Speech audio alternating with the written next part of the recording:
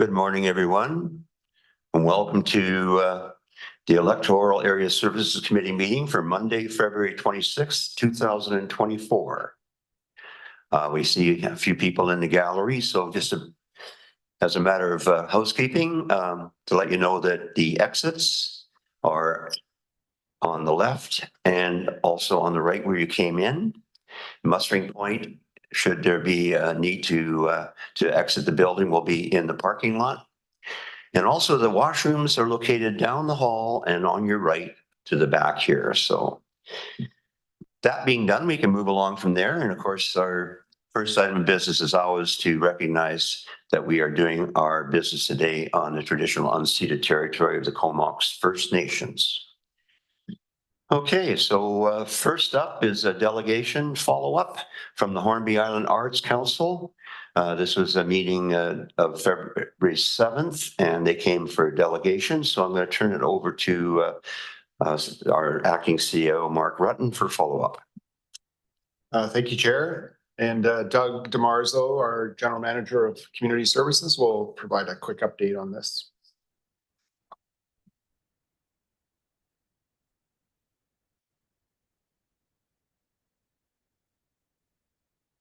Yeah, with regards to the delegation request for the Hornby Island Arts Council, during the recommended budget will be updated for the Hornby Island community facilities for additional 17,500 in support for operations for the upcoming year, based on their opening date.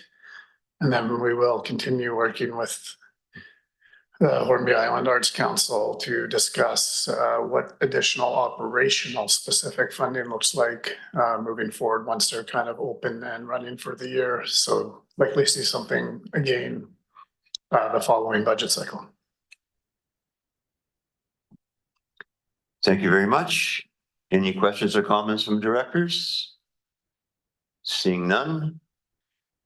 We're going to move on to the resolution status report. This is a report dated February 2024. I need a motion to receive.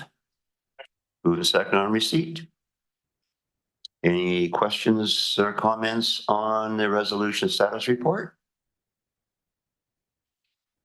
Aside of the fact that it's still incredibly long. We got our work cut out for us. Okay, so on receipt, anyone opposed? I see none. And that moves us to the most exciting, riveting part of the day, of course, public input from the 2024-2028 financial plan. And over to CAO for introductions. Yeah, thank you, Chair. Lucy Bacharek is here, our Chief Financial Officer, to provide an update on any public input that's been received. Thank you. Good morning to the CAO, through the chair to the directors. We've been reporting along, of course, through our budget process, the feedback that we have received. So I'm happy to announce there's actually 2 new pieces of feedback out on the CBRD website for Engage. One of them is about recreation facilities, speaks to the Valley's needs to budget for long-term projects and more equitable distribution of facilities. So it talks about locations of new fields, speaks about population increasing and the need for more facilities, and longer term plans for facilities across a broader scope of years, and the long-term use that you get out of facilities.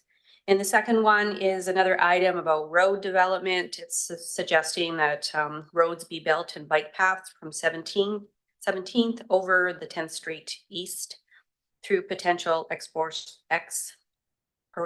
of farmlands. So those 2 items are out there, and the full details are there for directors to read as you would wish. Thank you for that, Lucy. Any comments? So anyone opposed to receipt? And that carries.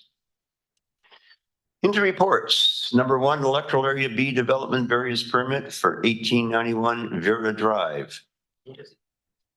Moving seconded on receipt.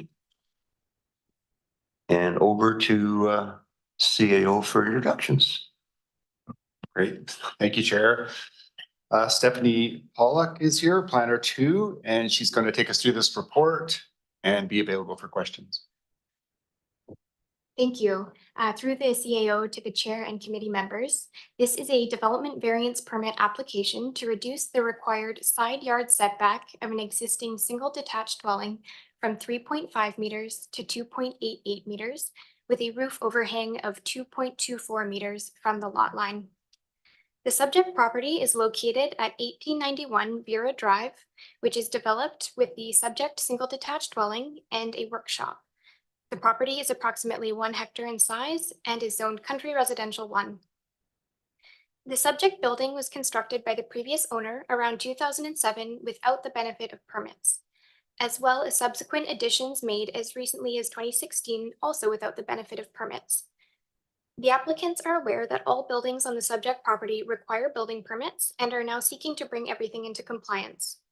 As the setback for the single detached dwelling is non-compliant, a development variance permit would first be needed to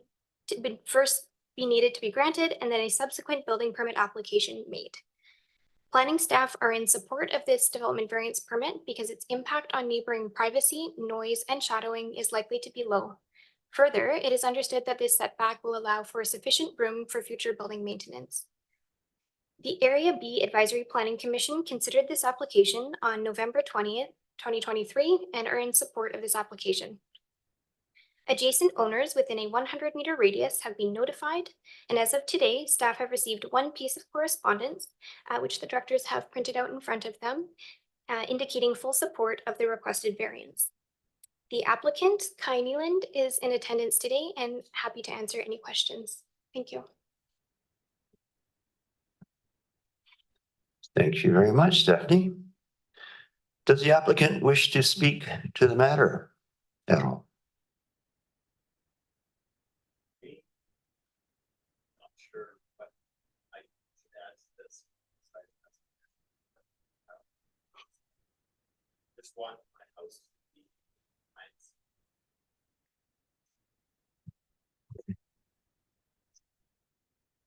For those on the internet, that was a little comment by the applicant saying he just wants to be compliant. Don't we all? Thank you. So any questions from directors? We're good. Okay, so anyone opposed to receipt of that? Seeing none, that carries. Also, I need a motion to vary the agenda to consider the addendum at the bottom of the agenda. Moved and seconded. So speaking to the addendum, which is a letter from Clint Mowbray. You have the hard copy in front of you. So just I guess a motion to receive. We can do it all in one? Okay, we'll do it all in one then. But we already did the main part, so we'll have to do it. So anyone opposed to receive that letter? Seeing none, then that's considered received. That moves us into the recommendation itself, that the development variance permit DV6B23, Neeland Dunsmore, be approved to reduce the minimum size yard setback from 3.5 meters to 2.88 meters. I'm sorry? Is there anyone else in the gallery wishing to speak to this matter now that it's on the table? Seeing none, I think we're good. We're good to go on the recommendation. Anyone opposed to the recommendation? Seeing none, that carries. Thank you very much. Number 2, Electoral Area C, God's country. Application for site-specific floodplain specification 3736 James Crescent. Report for receipt.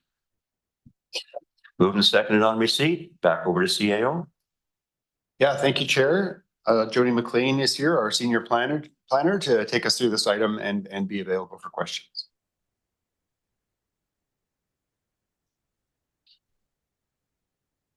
Thank you. So this application concerns the floodplain along the Oyster River. And flooding along rivers involves not just inundation of land with water and erosion, but also debris being carried downstream. And when structures are placed too close to the river, those structures can sometimes become that debris. The floodplain bylaw along the Oyster River requires a setback of 60 meters up and down that river. And that's regardless of how high or low the land adjacent actually is.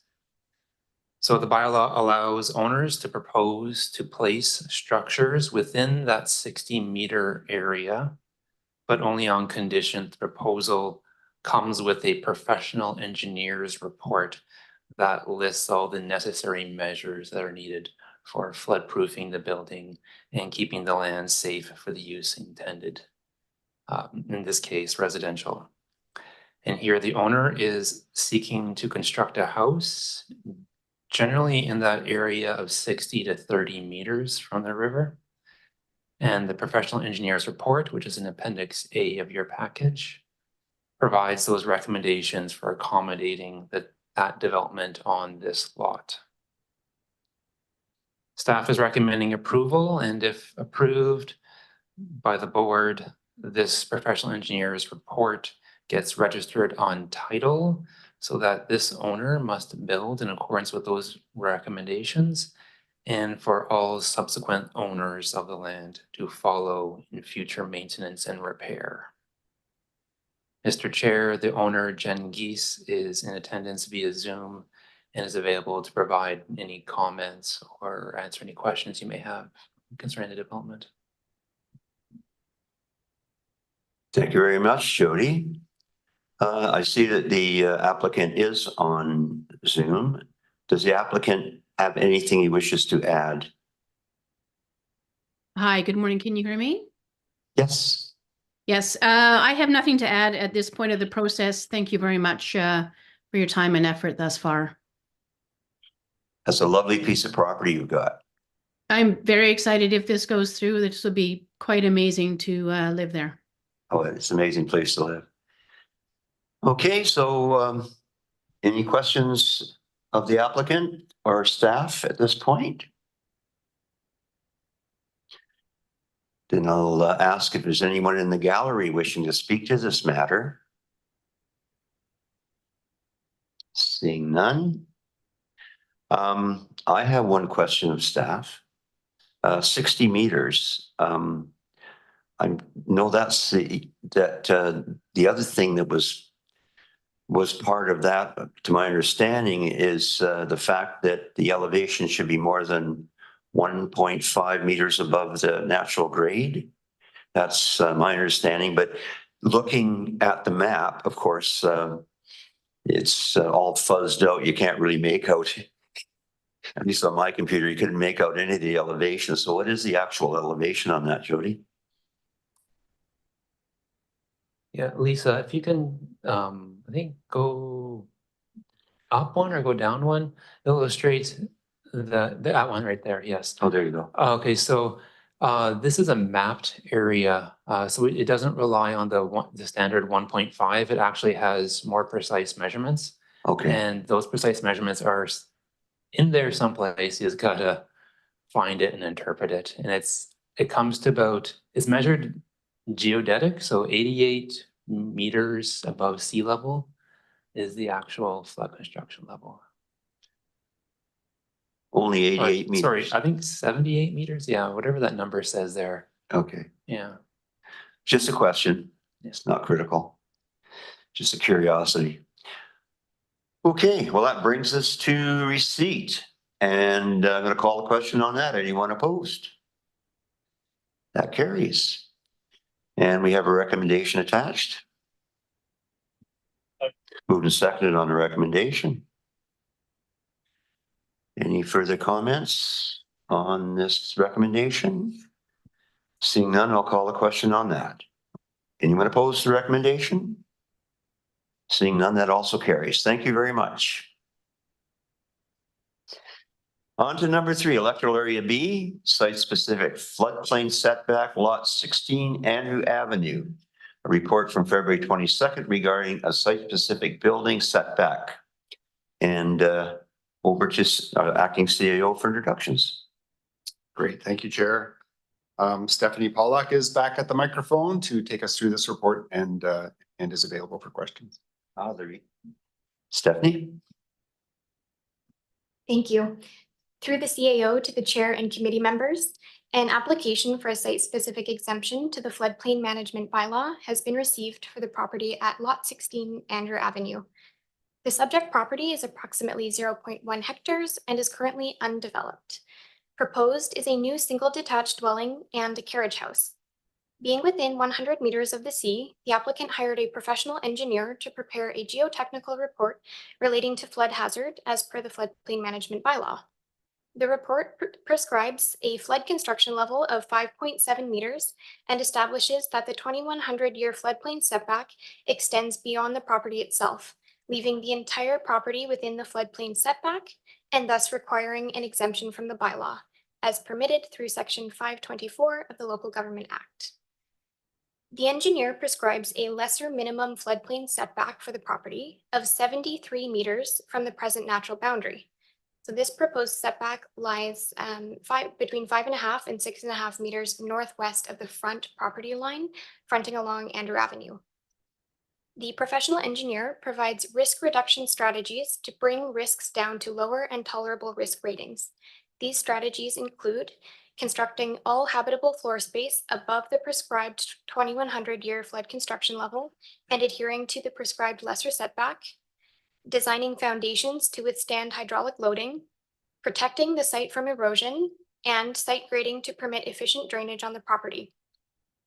The engineer's report concludes that the land is safe for the intended use, being residential, provided that the flood construction level and the lesser prescribed setback and the risk reduction strategies are applied. Staff recommends the exemption because the engineering report will be registered as a covenant against the property, and the approach taken is in line with the provincial guidelines.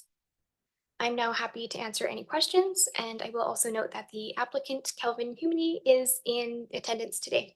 Thank you. Thanks, Stephanie. Does the applicant wish to add anything?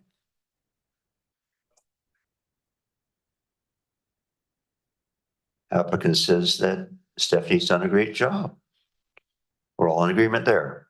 Okay, any questions or comments from the directors?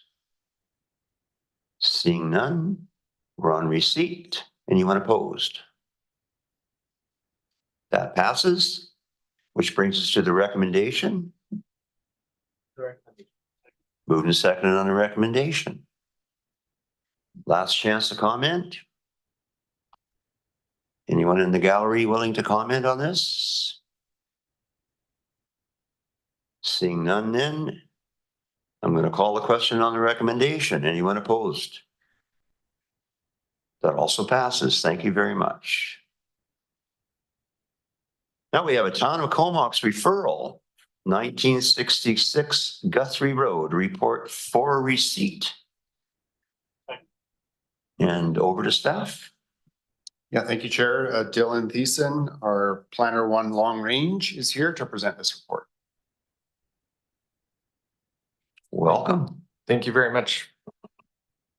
Through the acting CAO to the chair and directors, the CDRD has received a referral from the town of Comox based on an application to the town for an OCPN zoning bylaw amendment and proposed subdivision. The subject property at 1966 Guthrie Road is located at the corner of the Guthrie and Anderton Road intersection and has several commercial businesses currently on it. But just over 1 hectare of land on the eastern portion of the property is undeveloped. The proposal would see this eastern portion subdivided from the already developed part of the property and the construction of a mixed-use multifamily development, including 205 rental units and approximately 1,400 square meters of commercial floor area. This development would be adjacent on the east and north to land within both Electoral Area B and the Agricultural Land Reserve. The site plan for the property includes a 15-meter landscaped buffer between the proposal and the Area B properties. This buffer, in addition to a commitment from the developer to have tenants acknowledge in writing the differences that living next to an active farm operation bring, led to the Agricultural Advisory Planning Commission supporting the proposal, though they also noted they would like to see a fence along the shared lot lines. The EPC for Area B also supported the proposal for the above mentioned reasons, in addition to noting the need to increase the rental housing supply stock. Though they cautioned that care should be taken to ensure that the development blocks the sun as minimally as possible from the adjacent farmland, and that drainage and transportation factors be taken into account. Staff note that the location at a major intersection and near existing commercial areas may encourage public and active modes of transportation, that the addition to the rental housing stock is needed in the region, and that the landscaped buffer reduces conflict along the residential agricultural interface, but encourage the town to ensure that all rainwater and stormwater is managed on site, including for the landscaped buffer, and that a provision of affordable housing units or contributions to an affordable housing fund be provided to the town. Staff recommend that the report be submitted to the town in response to the referral that the CVRD received, and we're happy to answer any comments or questions you may have. Thank you very much, Don. I see we have a question from Director Hardy. Yeah, thanks, Chair. I'm just wondering with regards to recommendations from the CVRD or in regards to the 15-meter buffer, if that's sufficient enough when we start looking at neighbors and the agriculture sector that's right next door. I heard me mention of a fence maybe being suggested to be put in place to ensure that the safety of agriculture animals are there.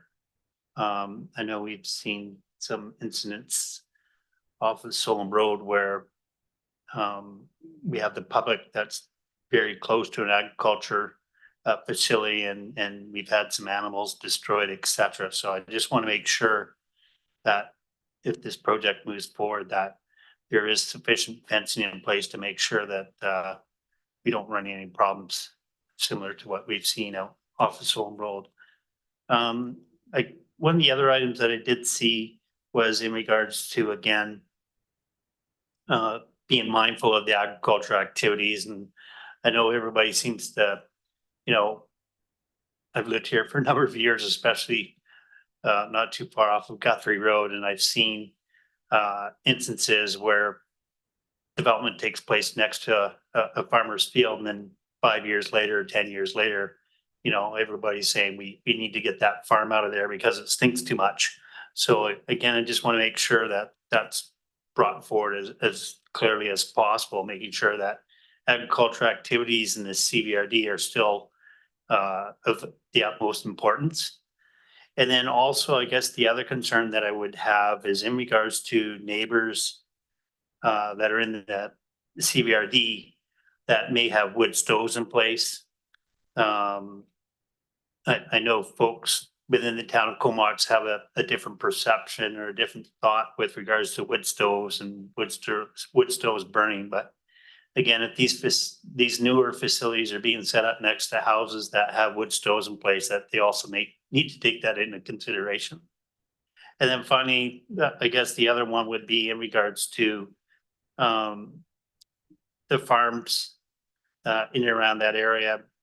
Part of their agricultural activities include burning debris, and just making sure that the town of Comox is aware that you're going to build an apartment building or condos immediately adjacent to an agricultural land reserve and nearby agriculture activities that may include burning debris. So my concern is that town of Comox or whatever afterwards comes back at the CVRD saying, what's going on with this with burning. It's creating a disturbance to our household. So we just need to make sure that those are communicated well to the town of Comox. Thanks.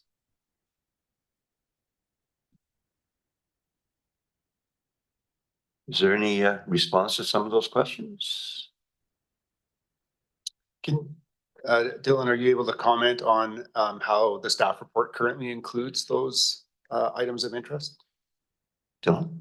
Thank you very much. Yeah, wasn't originally clear if Director Hardy was looking for a response, but I did make a few notes. So going through those comments in order, the 15-meter buffer, of course, this isn't our jurisdiction, but the CVRD OCP does have a farmland protection development permit area, and that DPA recommends a 15-meter landscaped buffer. So this proposal does meet those guidelines, and the Agricultural Advisory Planning Commission seem to be satisfied with that.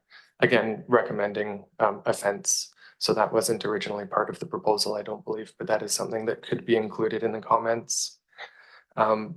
The proponent at the APC meetings actually is when he brought up the idea of having, or their commitment rather, to having tenants acknowledge in writing the differences that living next to a farm can bring. Those are generally nuisance related, whether it's odor, whether it's sound and noises. So the intention that staff have heard is that the developer intends to ensure that tenants are aware of that. The last two comments regarding the wood stoves and possible burning of farm debris, I think comes down to a jurisdictional matter. I think the town of Comox staff would recognize that the CVRD has its own bylaws and that we have the ability to enforce those or apply those within our jurisdictions, but we can certainly make that clear. And if the directors feel like any of that isn't captured as clearly in the staff report, that could be certainly added to the resolution that accompanies the staff report. Just a question, and we don't have any attached minutes from the Agriculture Advisory on this, but they were, it did go by them. And was it in, so they reported back to the town of Comox, right, as well? Because I know that Courtney's used our advisory as well, right? Is that what happened there? Sorry.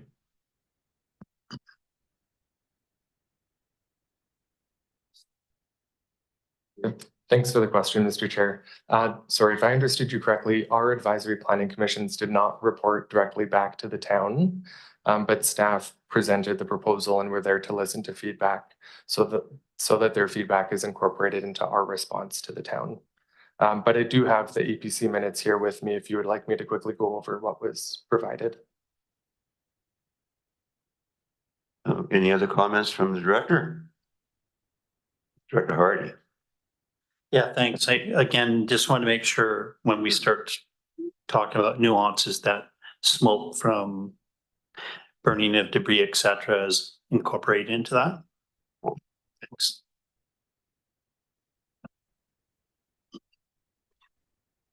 Yeah, that's the whole urban rural interface thing coming out. I know that Guy Sim, who has the big dairy farm there, you know, he's kind of off in his own little corner of the ALR.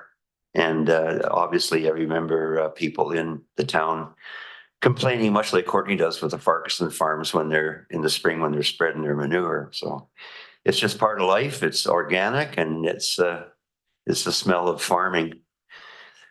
So any other comments from the directors? Any other comments from the gallery? Anyone wishing to speak to this? Seeing none, I'll call the question on receipt then. Anyone opposed? And that brings us to the recommendation. Moved and seconded on a recommendation. Last chance to weigh in. Any comments? Any further questions? On the recommendation, anyone opposed? That carries. Thank you very much. Now, back to the most exciting portion of our program today, the financial plan. And our Chief Financial Officer is here to provide an update for the 2024-2028 financial planning process. This looks serious, folks. They're bringing in all the heavy guns here, so. Moved and second on receipt. And over to Mark. Yeah, thank you, Chair. In addition to Lucy here, she has her own staff for support. And then there's also other staff here to support her in case there's detailed questions on the couple of recommendations that are coming forward here.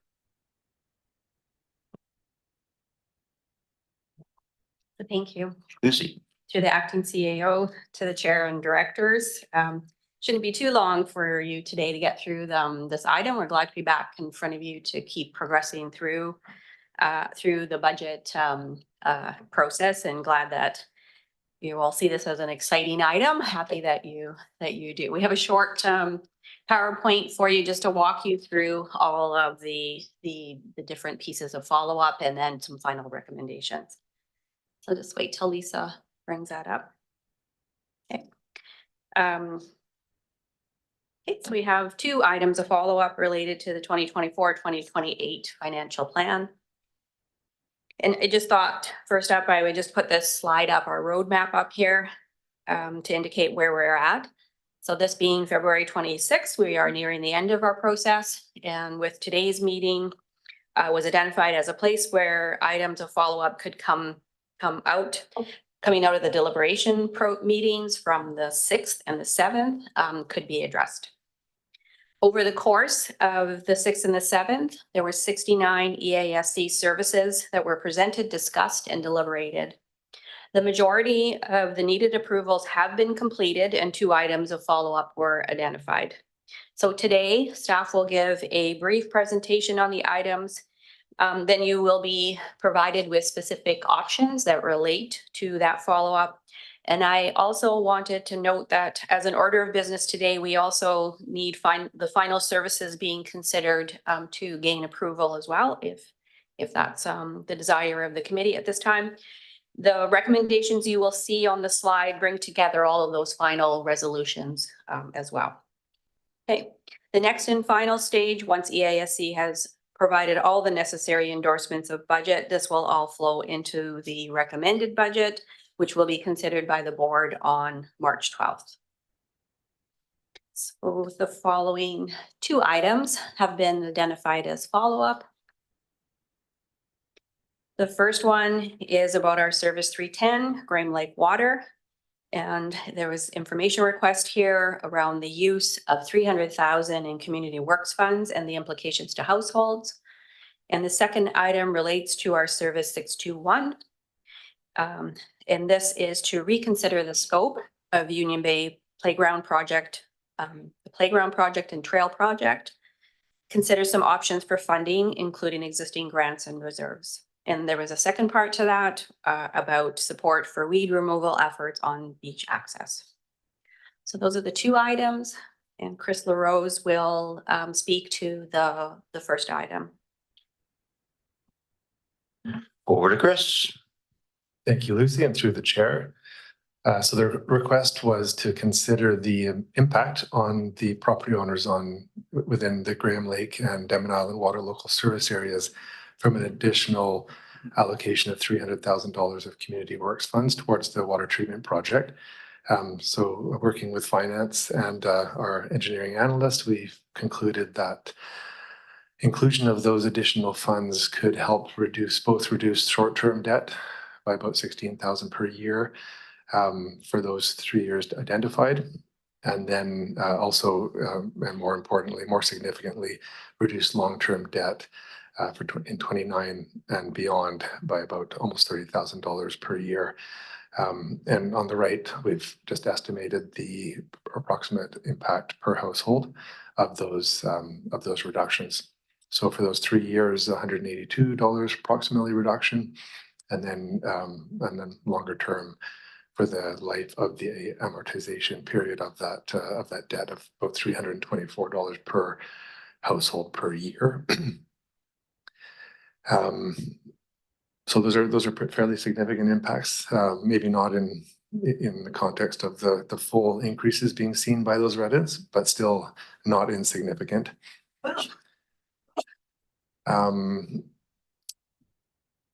So if this was to proceed, our kind of recommendation would be to hold the rates, the rate increases where they currently sit, and then the rate review that we've committed to undertaking every 4 years. That would be a next opportunity to revisit the revenue requirements for the service, but just in the context of our struggle to build reserves for this service, would be to leave it where it is. And then next slide, please. Thank you. As Lucy mentioned, we've identified a couple options. So the kind of the bottom two bullets, one being that that we'd be directed to incorporate the funding into the financial plan, or that we'd be directed to provide additional information and support to support the decision. In which case we would need another meeting in order to bring forth that recommended budget. And so finally, these are the recommendations that could be passed today if we were to proceed with this allocation without further analysis. Happy to answer any questions about this piece.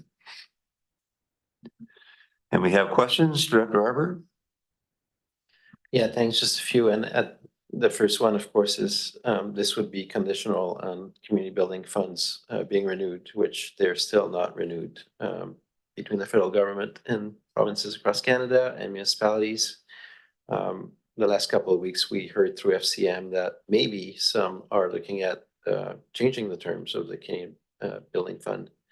And I was one of the people who responded a little bit reactively to that, because as you can imagine, in Ottawa, there's a lot of discussion around housing growth between the federal parties. And there was a rumor that maybe they would like to focus more of the community building funds on housing growth, which in this exact service could be a problem if they eliminated the criteria that it can be used for any types of infrastructure, including the maintenance of existing infrastructure. So hopefully the higher ups in Ottawa figure that out and keep the program exactly the same, and that allocation can be made. And in terms of, so where we were sitting, I just have a couple of questions, because I think painting the bigger picture is important too. In the coming year, you do talk about doing the rate review in this coming year. And I've received some correspondence over the last couple of months from users in the system, and I think I shared some of that feedback the last meeting. But I do believe we were going to go back to the community at some point. So is that on the horizon in terms of timing? I realize one budget, but that would be useful information to know. Sure. Yeah, we have a report being drafted right now as an update. When we've previously made that commitment to report back this spring, we had hoped to be bringing back the recommendation on the treatment technology. In the interim, we've decided that to make a decision on the treatment technology, we likely need to re-engage the pilot infrastructure. We've had a 2-year extension on the grant funding. We just really want to make sure we get that the technology selection right. So that's the nature of the update coming forward shortly, will be that this is what we're doing, this is what we're going to be doing, and this is when we hope to be in a position to report out on the final treatment technology. Okay. Yeah. Good. So so basically about a year ago today, well, in January, I guess, we received the first report where it was showing potential of $4,400 a home for user rate and parcel tax. We got that down to, I just want to make sure I've got my numbers right in my mind. Then we brought it down. We did some revised approach and estimates and brought it down to 3,500, something like that. And now with this $300,000 contribution, that would be about another $500 between the short-term debt and long-term debt. Did I read that right? So those the short-term debt would be savings over the next 3 years. Yeah. And then the long-term would be after that. So they're not cumulative because they don't occur at the same time. Gotcha. Yeah. So it's about $300 saving. Yeah, just over $300. So we're down to $3,200. Yeah. With no indication of any other funding pots out there that we're aware of. Not currently, but we continue to keep our eyes open. Okay. Thanks. Well, I don't know if we put an asterisk on it. I'm quite willing to allocate funds that we are not contracted to have right now. So I support the recommendations, and let's hope that community building fund gets renewed shortly. Thank you. And I would add that the three electoral area directors decided quite earlier on that funding should be not necessarily based on our territorial equity, but in this case, it's based on where the most need is. And this is probably the most outstanding project we've got going right now insofar as need and the horrendous cost to get potable water to the residents on Denman Island. So back over to Lucy, is that correct? I think maybe at this point, Chair, maybe you may want to consider these recommendations, or they could all be done at the end. But if you want to deal with water supply here and now with the recommendations, we can do so, and then we can move forward with the parks. Director Daniel. Yeah, thanks. I'll move the recommendation. I just want to be specific that the community works funding is from the Hornby Denman pot, because it's a per capita formula. And I say that because for Denman, to me, it's going to chip at the opportunities in other projects. I've heard from residents on Denman that they're concerned that 100 homes will basically get half of the pot for the next 10 years. But water is such a critical need, and we've explored all other avenues to try to solve the problem, and we can't seem to do so. So just trying to lessen the burden and on the really egregious case. So move the motions. We're still on receipt at this point. I'd be more comfortable just to run through it and then receive it all at once. If that's okay, because I think we have Mark standing in line here as well. Sure. So. Okay. Then we can move on and Mark can speak to the park section. Mark Harrison. Thank you, through the chair. So at our last DASC, the board requested that the 621 service look at the Union Bay Playground funding option a little more closely, as well as the additional funding for weed control of the beach accesses. So we'll start with the Union Bay Playground. The playground, the original request for funding was for a total of 200,000. That was 150,000 for the playground and 50,000 for the trail. We have approved 25,000 of that to kickstart the design process in 2023.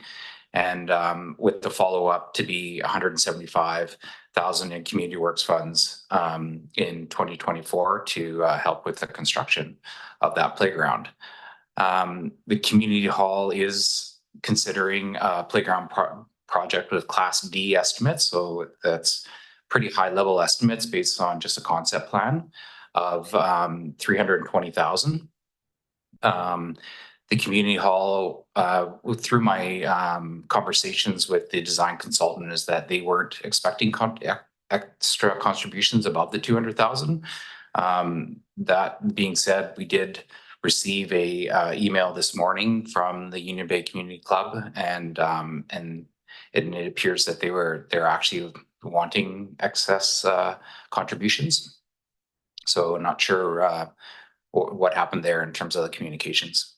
The staff opinion is that the project could be phased. I did personally meet with the design consultant. I looked through the concept plan and looked through the Class D cost estimates, and it seemed reasonable to me that the project could be phased, and you could get part of that playground, and you could also deliver the two trails, one off Tappan and one through the Union Bay community site for that $200,000 budget, and then additional phasing of expansion of the playground could happen in phase 2, and that seemed kind of reasonable to staff.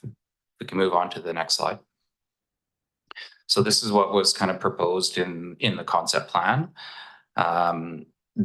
So as I said, the two trails could be done, and that would be in support of the access to the Union Bay Nature Park.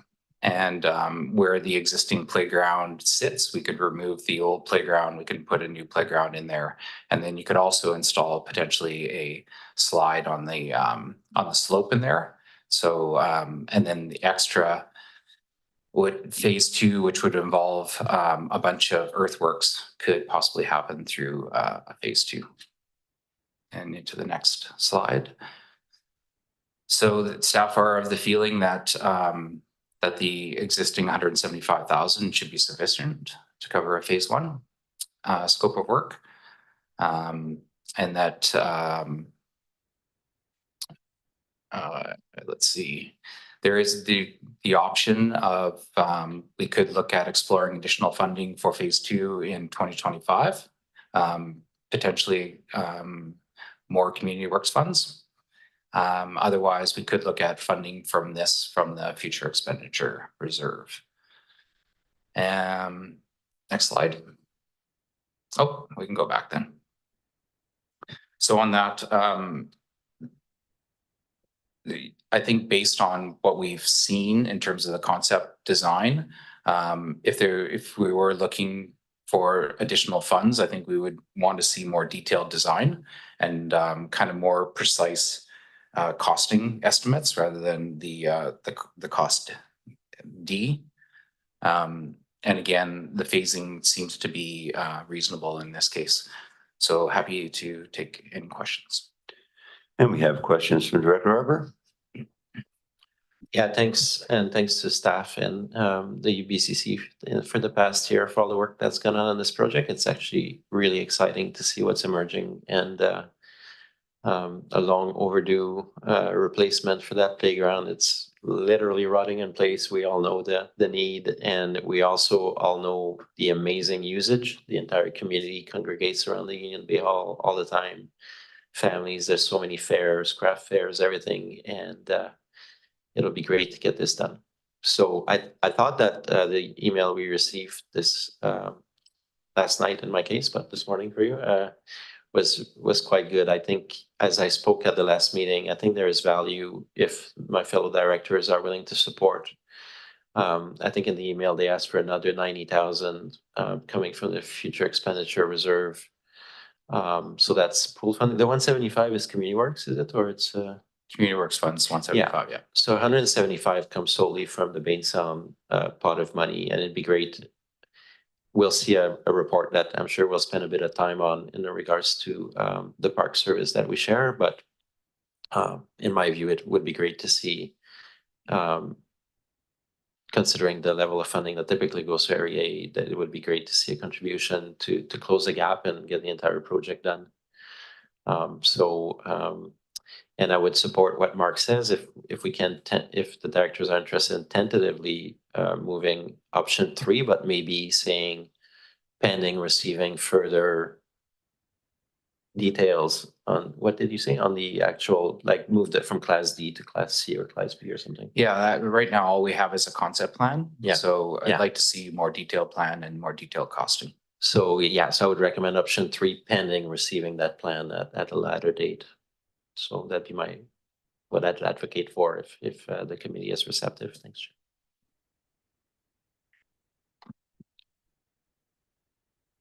Any other comments, directors? And Mark, you still have another presentation on recommendation 3, is it? Yeah, so I have one more recommendation. So the committee members, directors asked us to look at extra 5,000 to 10,000 for extra invasive plant control on our beach accesses. So staff have looked at that and feel that $10,000 is reasonable to add to the service to do that.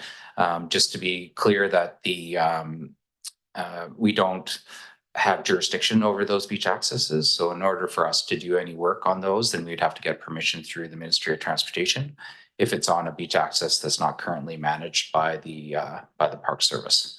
But the $10,000 does seem reasonable, that we could probably tackle a few of those beach accesses. Sounds reasonable. And Director Hardy? Yeah, thanks. I was reading this last night. I again just wanted to just get some clarity in regards to, we already have a weed control service in place already. And that we're asking for, what's being requested is 10,000 be obtained from the greenways Parks and Greenway service to go towards the weed control service? Are we able to do that? My understanding was if you had a service here and a service here that you couldn't take from one service to put into another service. So I just wanted to get some clarity from either staff or from Lucy on that. Thanks. It's a good point. Yeah, I'm happy to answer that. So the weed control service, it largely looks at providing education services, and it is largely in place to manage the high risk invasive plants within our region. It's kind of more of a regional service. It looks at the hogweed and the knotweed problem. We do invasive plant control in our park service as well, if it's related to our specific parks. So in this case, if we were to take on or get permission to manage a beach access, then we could look at funding it through the park service to do some of that control work, if that makes sense. Director Arbor? Yeah, thanks. I really like that, and I like that staff reference. The I think 2014 report on beach accesses, or it's pretty dated. Well, not that dated, 10 years. It's not that long, but I'd read it my first year in 2018, and it you know, it's good caution in that report around not taking on more and acknowledging that the Ministry of Transportation has responsibility for a lot of it, but we all know that they just don't put money into it. So I think that's where the service to the community comes in. I really like this idea of the 10,000. And I would add that if we go that route, like, I don't know how staff currently does it, whether it's just through a technical need, but I would add that we can leverage volunteers on this. There's community interest and pride in managing their neighborhoods and beach access. And I could even see a program like we did with the block party thing a few years ago, where we could put a call out, and it's like, or I'm just brainstorming. I know I won't nail it today, but I'm just saying that I could see communities responding really well to say who's going to get the 10 grand to deal with weeds and clean up the beach access this year. And I think you're going to see volunteer parties. I won't go to area B and C, but I will put my gloves on for work parties in area A. I think, and it's multiple groups have talked about that. People recognize that those beach accesses are so valuable, and they are concerned when they see that the weeds not addressed. So I think I love this. I love that we're going to put a little bit of money and maybe do one a year or two a year, and that will be awesome. I could see this as a good opportunity for hot dog diplomacy. And Director Hardy? Yeah, thanks for the follow-up. So I'm also wondering if the funds could be extracted from the Regional Parks Service rather than the Bain Sound Parks and Greenways beach access. Yeah, I guess the issue with that is that we don't actually have a strategic plan in place for the regional parks and trails service. So at this stage, there is kind of no operational budget in that service. Yeah, thanks. Being that there's no strategy or policy in place, maybe it's something to take into consideration when we're moving forward with the Regional Park Service. I see the acting CEO scribbling it down as we speak.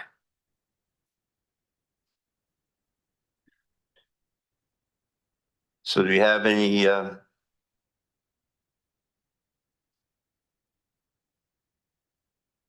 do we have anybody speaking to recommendation for them in receipt? Or is that part of the? One more? No. Okay, Lucy. If I could through the chair. I just have one more point for you today, and then you can circle back into all of your recommendations if that's okay. That makes sense. Okay. So at here, this is our last slide, and I just will take just a quick minute to summarize and just inform you of one other further update that needs to occur. And sometimes, as is the case, as you walk through these budget processes, there's additional information that we comes to light or we learn as we keep walking through. So there's one correction that needs to be made So as related to these services, we're reporting on the one change. Staff has been working through obtaining information about the allowed use of community works funds along with the federal active transportation grants. So we have confirmed at this time that this is not allowed. So within our proposed budget currently, we do have community works funds allocated to Lazo Park, and we will need to change this to reserve dollars. A resolution is included in your recommendations in your agenda today to actually make that change in the proposed budget. So that's all that we have for you. That's the end of our presentation. And as I was saying, the recommendations are there for you in the agenda. Thank you very much. And Director Arbor? Yeah, I'm just curious on the community works for Ladzo Road. So we can do third-party contribution. Was the problem here is that it's on a provincial asset, or what was the rationale for us not being able to assign those funds? Through the chair, that's specifically related to that active transportation grant, the federal one. It doesn't allow the stacking. It doesn't Oh, it doesn't allow we- stacking Yes, I through- should have said that in my presentation here. We can't use community works funds to make up our portion of the So contribution. that's interesting to me because the active transportation grant, wasn't that provincial? The one attached to this particular park Oh, it's is federal. federal. Oh, it's federal, that's Yeah. why. Yeah. No, that's too bad. Mhm. Thanks for the update. Yeah, they take all the fun out of it, don't they? Sometimes on grants for sure. Mhm.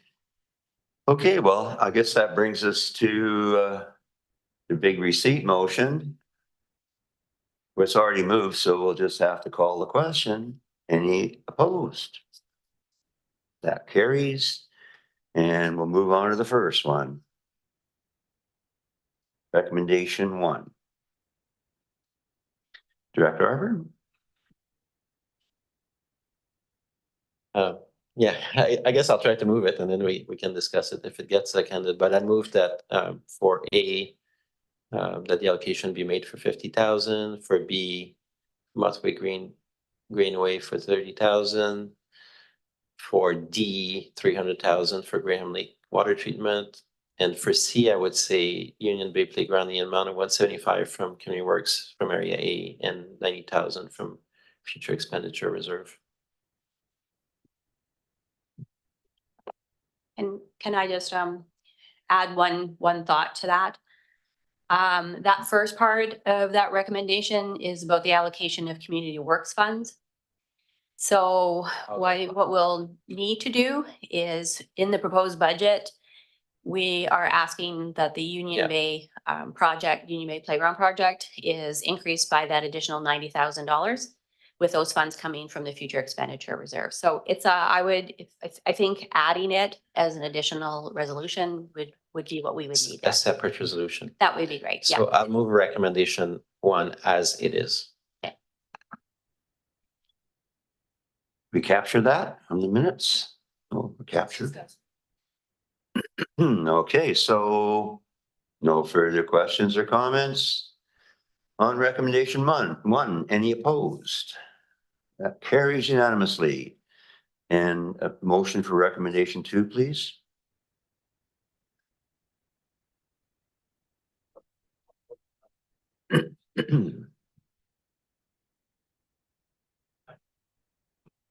So 2 is moved and seconded.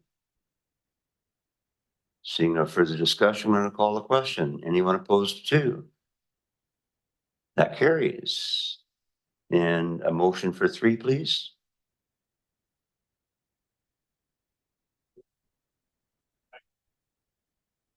Moved and seconded on 3. Going to call the question on that one. Any opposed? That passes as well. And on to 4. And over to, we'll put it on the table first. And we can speak to it. You want to redo it? Okay, hold on. Over to Director Arbor. So maybe Lucy will want to jump in as well, but I'd propose the financial plan for function 621 be amended, including a future expenditure reserve allocation to the Union Bay Playground project. Would that satisfy you? Yeah. Okay. So I'd move that. I see a nod of seconding on that. Okay. 90,000? 90, yes. Okay, that was a request this morning. Nods from the CFO? Art, do you want? And if staff is more comfortable, I can add the pending, thank you. more detailed class estimates.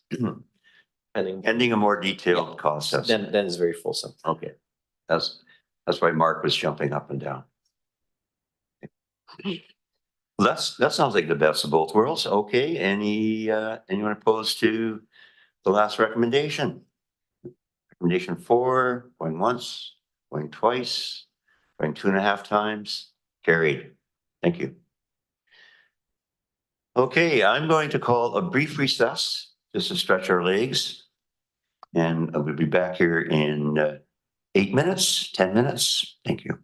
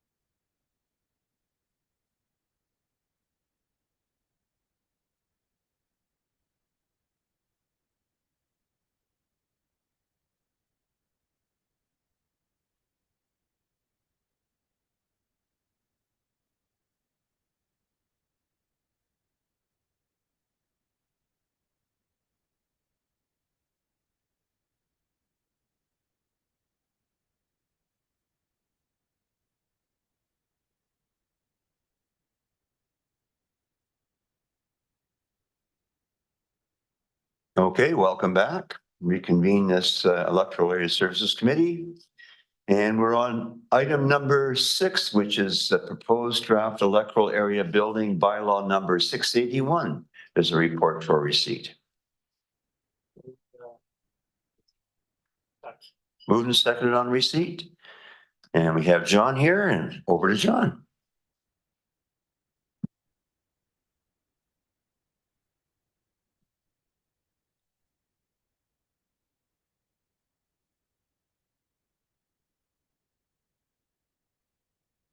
Good morning through the CAO to the chair. The new proposed draft bylaw introduced in the staff report number 681 was written in accordance with the regional district modeled building bylaw developed by the Municipal Insurance Association of BC. The current building bylaw was adopted October 25th, 2011, and last reviewed in 2017. Since then, the construction industry, terminology, and provincial legislation have changed. The key changes are clarity surrounding when registered professionals are to be involved with construction projects. This will help transition to the building code changes coming in March of 2025. Residents under 90 square meters may not require an engineer depending on their design.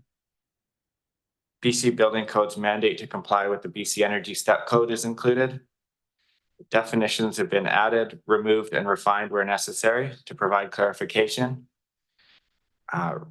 Definitions like retaining walls, zero carbon step code, and energy advisor have been added. The removal of pools and need to apply for a building permit. Pools do not require a permit through the, or not considered a structure through the BC Building Code. A permit's not required for the pool, but for the enclosure around it. It was recommended through the review process that the requirement for a permit be removed entirely, which will also help remove liability from the CVRD. Emission requirements for solid fuel fired appliances have been added. Significant updates have been made to the fee schedule. Fees were last reviewed in 2017. Regular processing fees have been increased to align with current inflation, align with recent increases imposed by neighboring municipalities, and it moves to a more design to be more like a user pay model. The increase to permit fee structure is necessary to help offset future tax requisition, and this was also outlined through the 2024 financial planning process as a priority. The intended outcomes are modernization of the building bylaw, current with BC Building Code, the BC Energy Step Code, consistency with neighboring and similar municipalities, clarity and application of the bylaw to assist staff and better support for the building community. It will help streamline the building permitting process. For next steps, staff will be implementing the communication plan.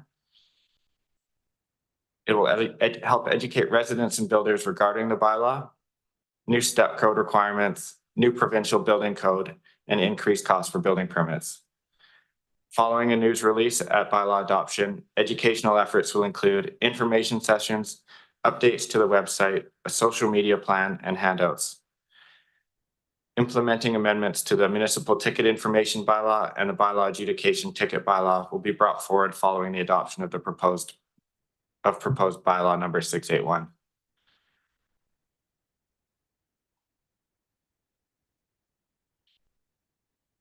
The recommendation is that bylaw 681, being Comox Valley Regional District Building Bylaw, be considered for first, second, and third readings.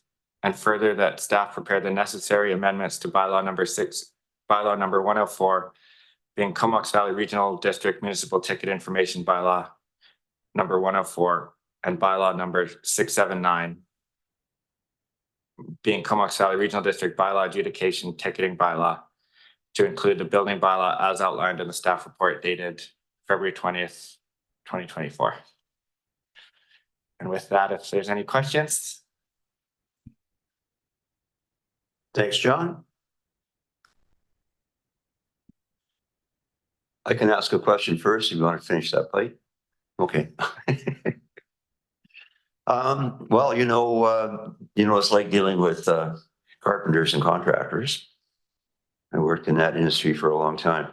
The big beef was always the inconsistencies between Courtney, Comox Regional District. So I'm wondering, is there an attempt now with the other building departments to harmonize a lot of the criteria, a lot of the processes? Are we sort of on our own on this, or is this being done somehow in concert with the other building departments and municipalities? Yeah, I would say as of right now, we're working more with our neighboring municipalities than ever. We have a quarterly meeting set up with all the building departments. And we collaborate. City of Courtney just updated their building bylaw. They removed pools, updated their fees. Our fees are in line with the City of Courtney. And we're also looking to collaborate on zero carbon step code as well, and education and things like that. That's good news, because it's like with some of the personalities. Thank you. And Director Hardy has a question. Yeah, thanks. I understand how important it is for us to be in alignment with our neighbors, the municipal governments, in regards to permitting, etc. The question I have to ask, I guess, is in regard to the length of time it takes to get a permit.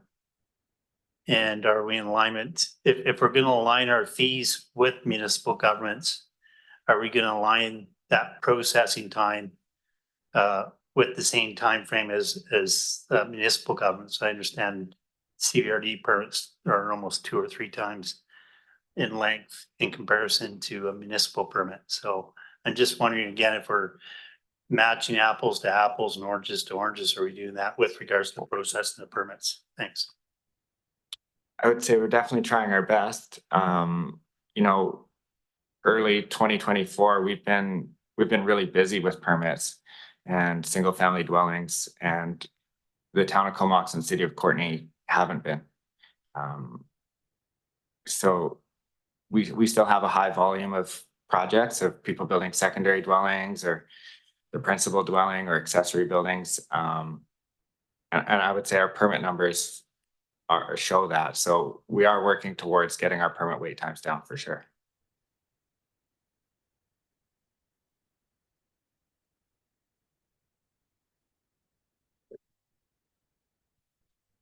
It looks like the other directors are okay.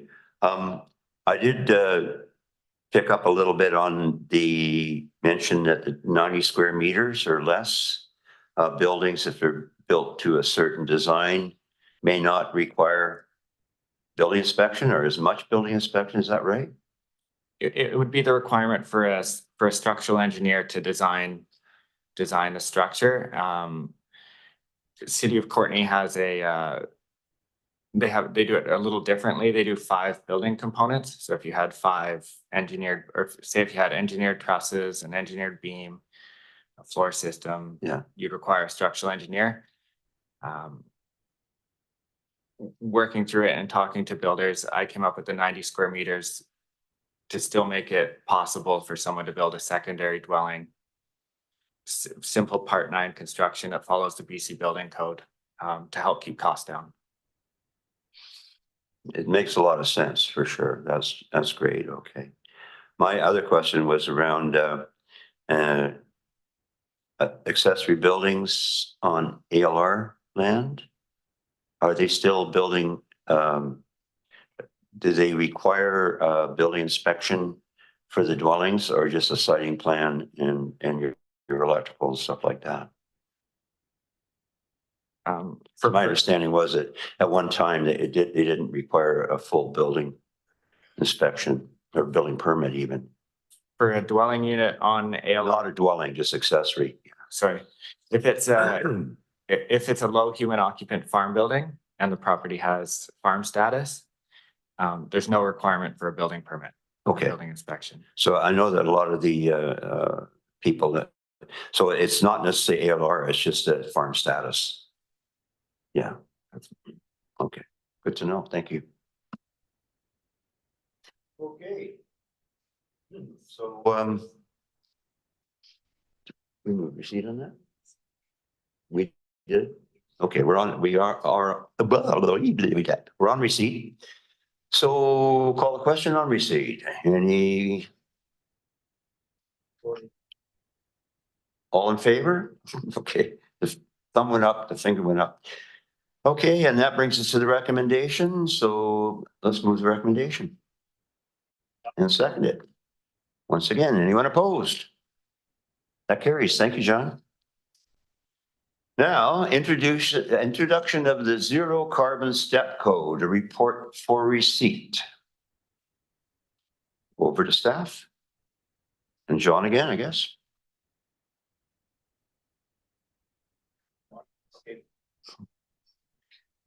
A double header. Through the CAO to the chair. The zero carbon step code was added to the BC Building Code in May 2023. Its purpose is to introduce limits on operational carbon emissions in new construction. It's currently voluntary, but the province is making operational carbon limits mandatory over time. All new buildings will need to be zero carbon by 2030. The zero carbon step code and the energy step code differ. The zero carbon step code sets greenhouse gas emission targets for new buildings, and the energy step code is a provincial standard that sets energy efficiency requirements for new buildings. The energy step code is focused on the energy efficiency of buildings by three basic principles: how much air leaks through the building envelope, the amount of annual heating energy needed to maintain a stable interior temperature, and the efficiency of mechanical equipment. The zero carbon step code has 4 levels of increasing stringency and focuses on GHG emissions from building operations: space heating, water heating, and indoor cooking. The 4 levels are: level 1, measure only, requires measurements of building emissions done in the pre-construction report by the energy advisor. Level 2, moderate carbon, will likely require decarbonization electric for either heating or domestic hot water systems. Level 3, strong carbon, will likely require decarbonization for both heating and domestic hot water systems.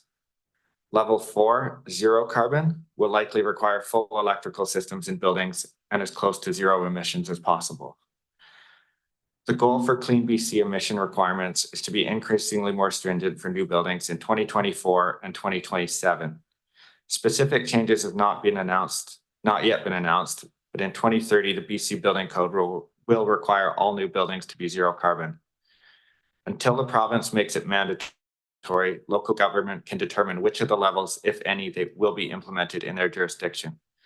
Staff proposed to report back to the Electoral Area Services Committee with options on phasing. For context on current use of carbon emitting fuel systems in new construction, staff reviewed building permits that were issued between 2022 and 2023 and found that 17 of 241 new dwelling units are using gas as their primary heat source. Among these 241 homes, 108 had a permit for natural gas or propane through Technical Safety BC. These permits could be for various gas appliances, such as fireplaces, hot water on demand systems, or cooking facilities, indoor or outdoor. Benefits of phased implementation: it balances the need for immediate climate action with the practical considerations of local building industry. It allows time for builders and developers to gain necessary skills and capacity. It allows staff to support community education about zero carbon step code and respond to potential concerns. Staff will prepare a communication plan, including education sessions in conjunction with other updates to the Comox Valley Regional District's building bylaw and a question and answer page on our website. We'll work with neighboring municipalities to collaborate on opportunities that will be mutually beneficial.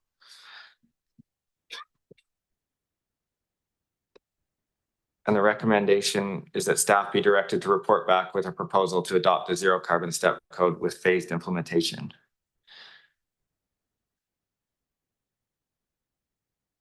Any questions? The crowd went mild. Actually, Director Arbor has a question. Yeah, no, I think the report is good. For me, when I think about it, 2030 is still 6 years away, but it's a good discussion with industry to talk about whether it's better to jump to the conclusion quicker than to go through, step 3, step 4, and then, so it's like changes all the time.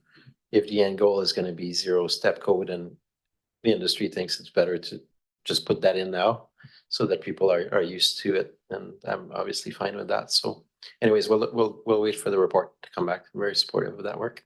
Thanks.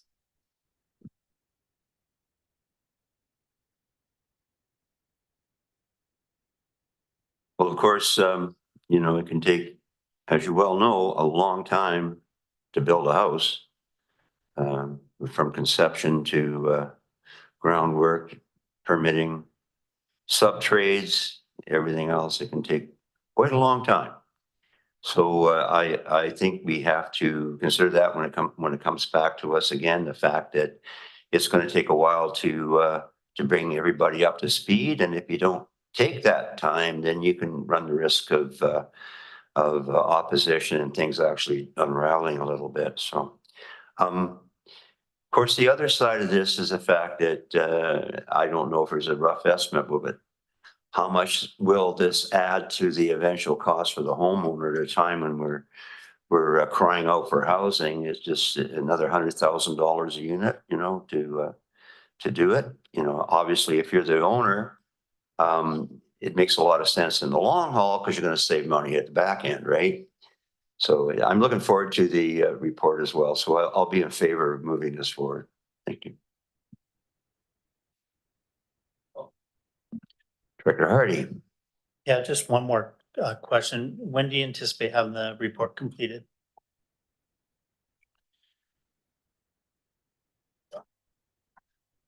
I would hope in Q2.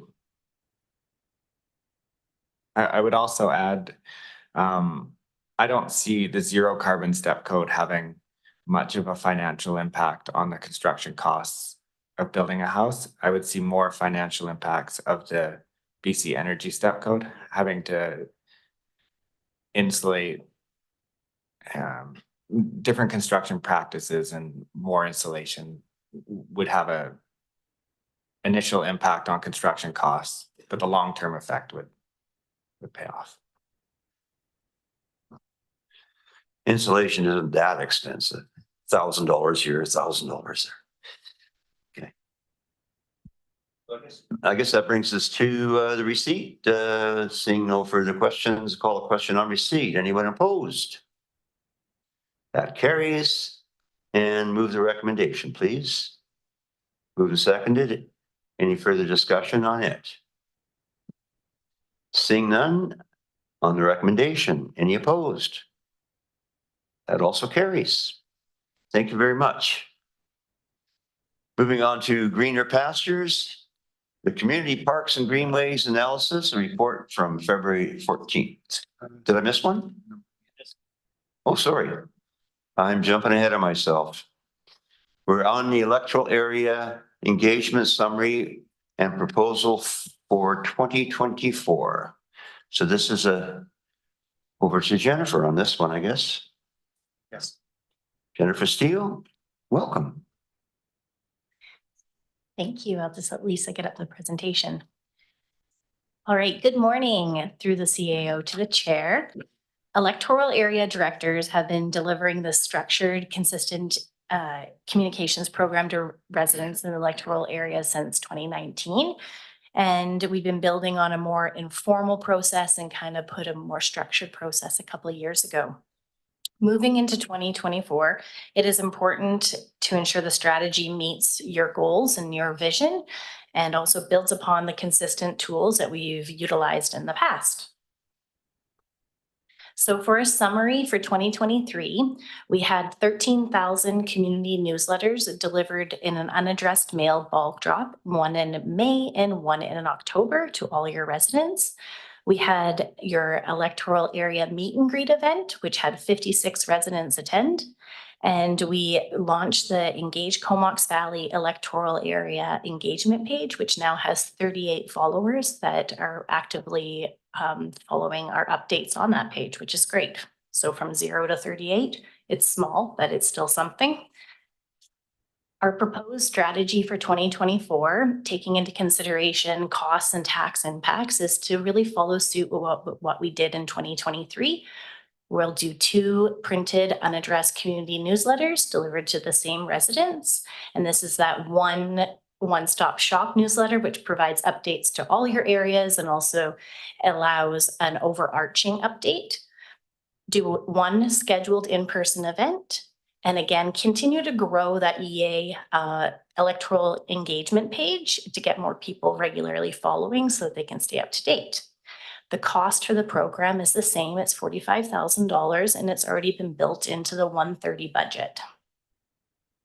So what's next? So the proposal, as I said, has already been built into the budget for 130. If you are wanting to adjust one way or another or increase or decrease, we can make that through the budgeting process at this time. Are there any questions? Thank you very much. And over to directors. I think thumbs up. Oh, thumbs up's good enough. Non-verbal communication. Great, thanks you. So I'll get a communication plan together and work with you guys, especially for scheduling that event to work. I think maybe I speak for the other directors as well, and that I think was fairly successful last year. It was a good format. Director Arbor? Yeah, it's been a really good year, I think, for our communication. And I know we didn't go for the full scope. Originally, we were going to do more, but sometimes less is better, especially when we have so many initiatives and projects that we're going to the community with. So that was perfect. The only thing I'll still probably do, last year I skipped, but something I do on my own is a CVRD 101. I think Director Grieve came to one of my sessions 3 or 4 years ago. I'll probably do that at tax time again, which is bring your tax bill and ask me any question. And that seems to be appreciated by residents. But I might do it again this year for 1 or 2 communities. Yeah, so any informal things that you want to continue to do on your own is greatly appreciated. It just helps.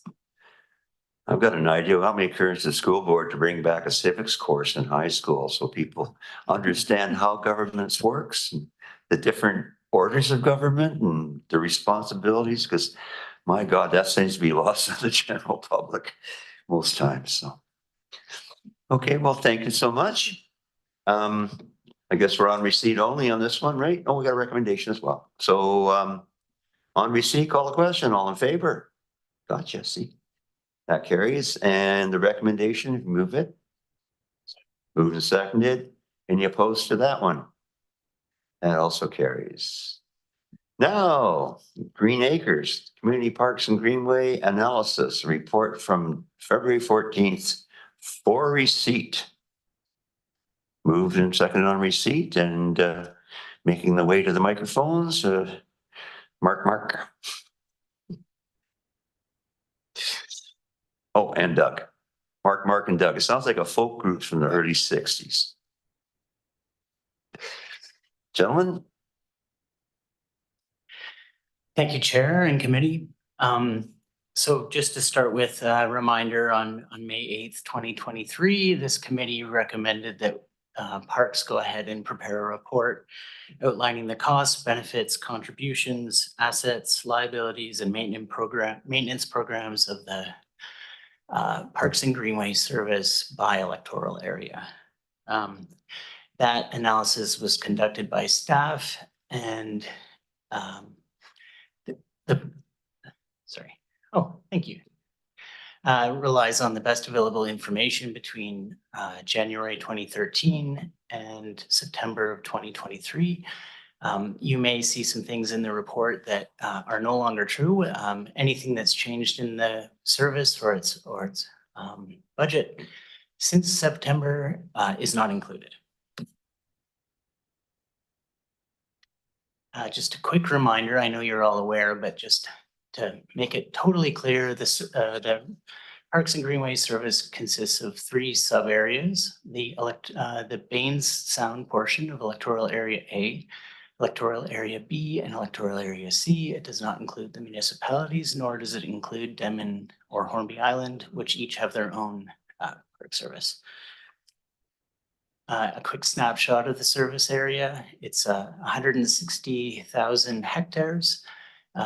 Service in, or StatsCan in 2021 found that it had about 22,000 people, 9,000 households. The service operates 1,400 hectares of that land, so less than 1% of the service land area. It has 74 parks and 110 kilometers of trails or greenways. The costs, the service has 3 primary sources of revenue. The largest by far being the property tax requisition. It also has a parcel tax, a flat rate of $19 per parcel per year. And it also has contributions, which I'll discuss later in the presentation. But in terms of the tax requisition, it's since the last review, which was in 2012, it's generated 15 million in revenue from tax requisition. And in 2023, that requisition was 1.6 million, which is a 34% increase over the 2013 rate. The cost per household, the per average household is about $134, $135. It's expected to go up to about 150 in 2027. Oh, the benefits, the benefits of the program are myriad. The priorities of the program of the service are laid out in the Rural Comox Valley Parks and Greenways Strategic Plan from 2011.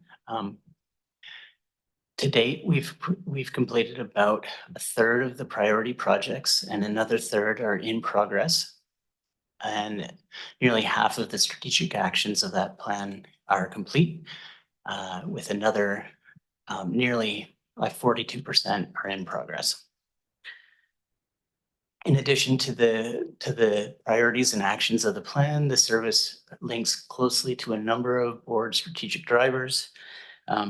Our community partnerships are a key portion of the program. We've built strong relationships with the community, with individuals, service organizations, not-for-profits. Indigenous relations, the service has worked to forward the regional district's priority towards reconciliation, attempting to conserve, where possible, cultural assets and cultural values, and to promote First Nations languages. Notably in Seal Bay Park, where all the signage is in both languages where possible. Finally, its clearest link is to the climate change and environmental stewardship driver. The parks are a refuge for humans and wildlife, particularly in times of unprecedented climate change. They provide a cool and welcoming place to go when it's too hot to be anywhere else.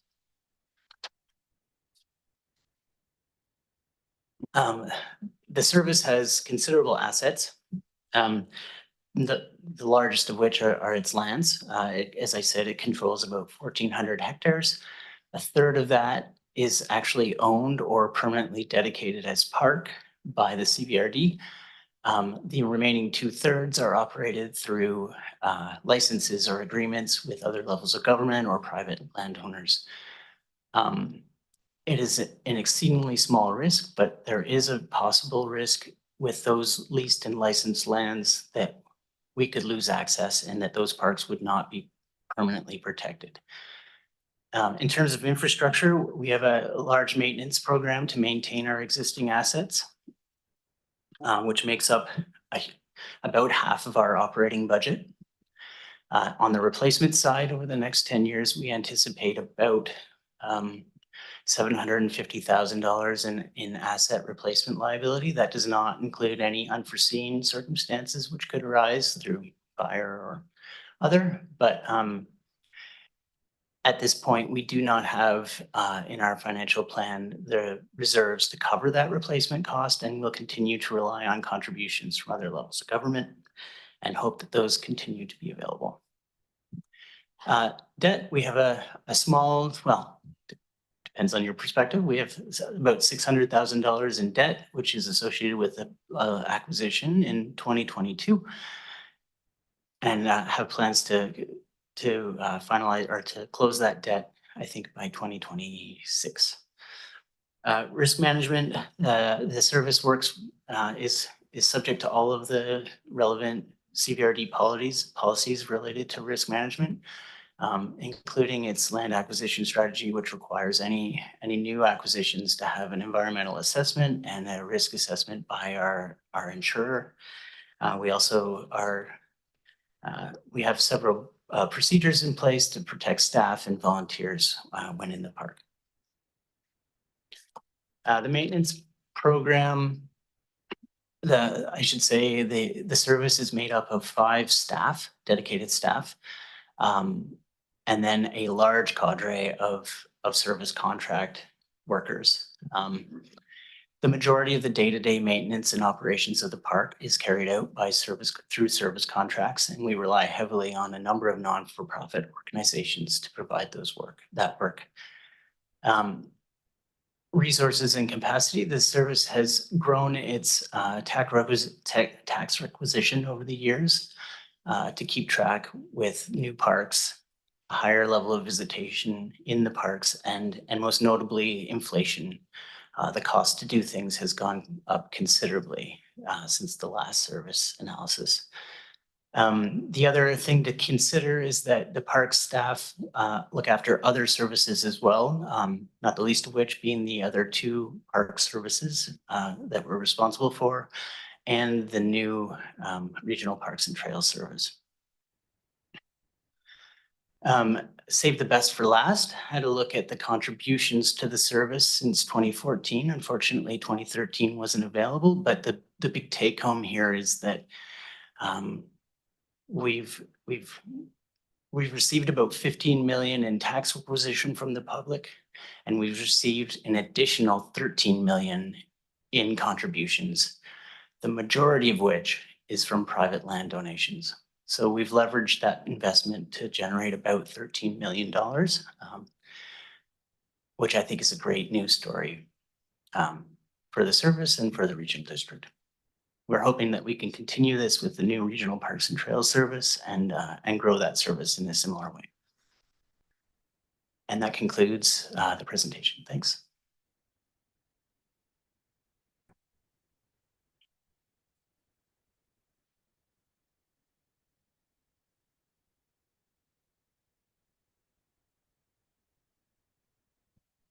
Well, that's quite the accomplishment.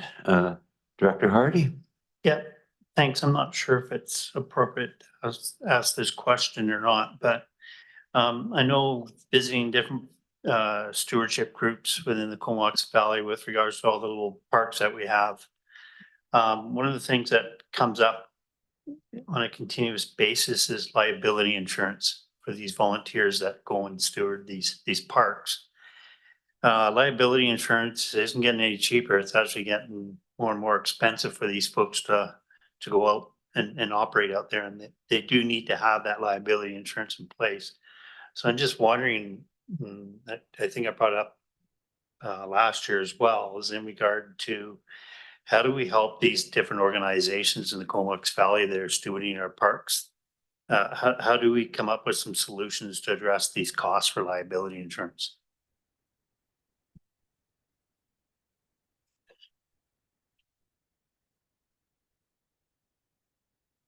Doug DeMarzo? Yes, our model is twofold. So firstly, from strict volunteer, like one person instead of a nonprofit group, we cover them through our MIABC insurance, so they don't bear any brunt of the costs there. But we do rely on nonprofits to do a lot of work, and that's kind of through our contract dollars as well. So I think if they're able to communicate to us those increased costs and work them into our per diem or per day funding, that's maybe a good place to start those conversations. We're seeing insurance increases across the board with all our nonprofits, including community halls. So it's definitely been a concern over the past few years. The CFO have some to add to that?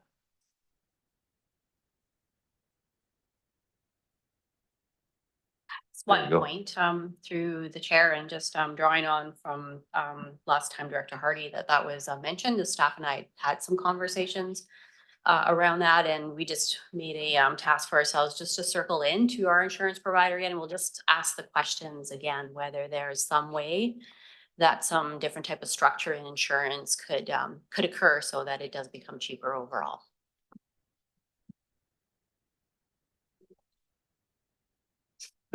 Follow up. Yeah, thanks. I guess that's the question that I'm kind of asking, I guess, is how do you get all these organizations that maybe fall under one umbrella? So again, everybody's, you know, maybe there's a better rate out there if you're falling under one umbrella instead of 150 umbrellas. I think I already know what the answer to the question is, but I ask it anyway. Thanks. Doug? I'll speak a little bit outside the parks context here as well, but we've looked into that, the community halls piece, and we were unable to secure like an umbrella rate there. And on a broader context, this has been a conversation with the British Columbia Recs and Parks Association, who's kind of our lead organization that looks at these. And we recently had meetings with MIABC, which is our insurer as well. And it's been very challenging to find a pathway or an insurer willing to take on a broad scope. It's not impossible, but again, insurance is a private kind of enterprise. So we've been yet to secure one or even get a lot of interest from an insurance company at this stage. So the challenges remains out there, and I'd also say an opportunity for an insurance agent may remain out there as well.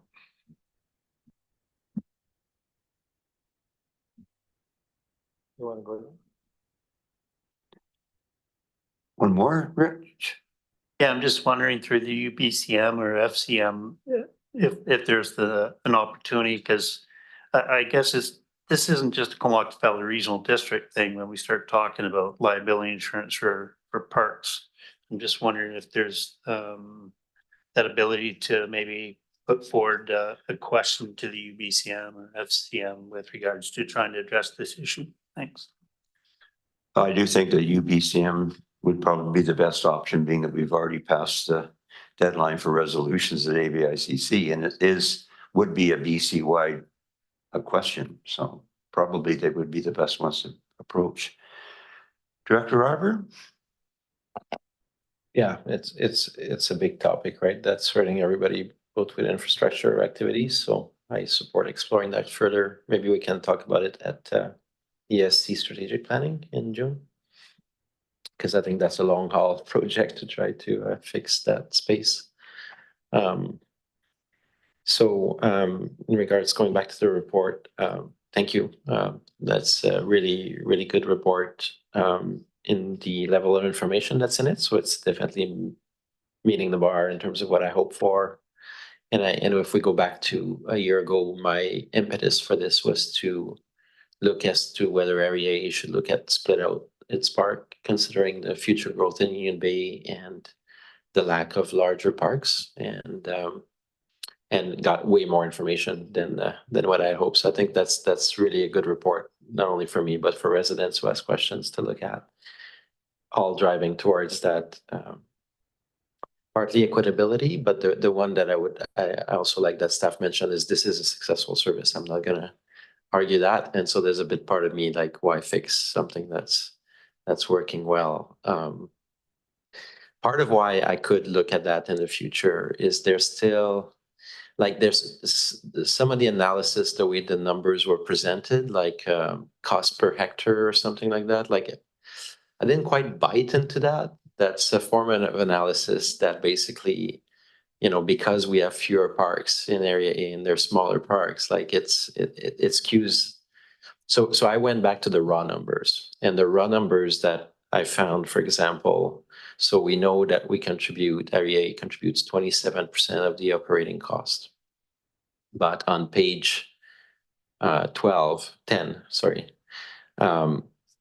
So 27% of the operating cost, but it says that the area A, which incurred about 11% of the park-specific expenditures, right? So to me, that's a more direct relationship in regards to costs paid, disregarding, like, maybe we should have more parks. There's no doubt about it. I believe we should have more parks in area, but we don't. So the capital side, it looked like I had questions about that because it shows that we have 3.3 million in capital investment from area A. I think area C had 5 million, something like that, and area B a little bit less. But the 3 million, I imagine, I didn't know where that came from because this definitely doesn't come from the last 5 years. So I'm just wondering if that's from the purchase of the Royston Seaside Trail or the Royston to Cumberland Trail, maybe the stuff from earlier on. Bruce Jolliffe did actually a pretty wonderful job with the Park Service in getting and going in area. Have been more focused, as people know, on the sewage and infrastructure side. But long term, to me, it and I think I end up agreeing with the staff. Wait to see what happens with regional parks. There's lots on the go. The service is not broken. But for me, indicators like that, when we put in 27% of the cost, but we receive 11% of the operating funds for parks in area A, that there's a gap there that exists. So the capital is more open question. And lastly, that last figure, is it in the report? No, it's not in the report. You just added it today. That's a great figure. So I'd move the report amended to include that figure as well, after, because that's a useful figure and it makes Dr. Grieve look really good. Like a professional fundraiser, he's attracted close to $10 million of donations to parks in Area C over the last 10 to 12 years. That's pretty amazing. So something that Dr. Hardy and I can hope to try to live up to in our own areas in the future. So yeah, so I'll support the recommendations, but with that iota, there's a good chance I might come back late in the term or next term if I'm still here. And because I think that question about, and I get, this was not me, this is residents of Union Bay. They say, oh, we pay quite a bit in it, but we don't have big parks, right? So people notice that.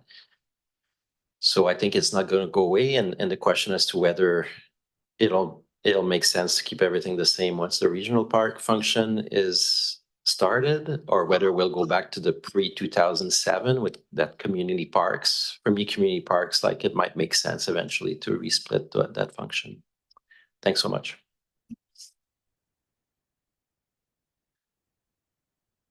Well, I think it's plain to see that we do need some more parks in area A. I would encourage you to speak to all your multimillionaire friends out there and see if any of them are teetering on the brink and have no known heirs. We'd be more than happy to name the park after their family or whatever. So there is opportunities there, but it takes a willing seller.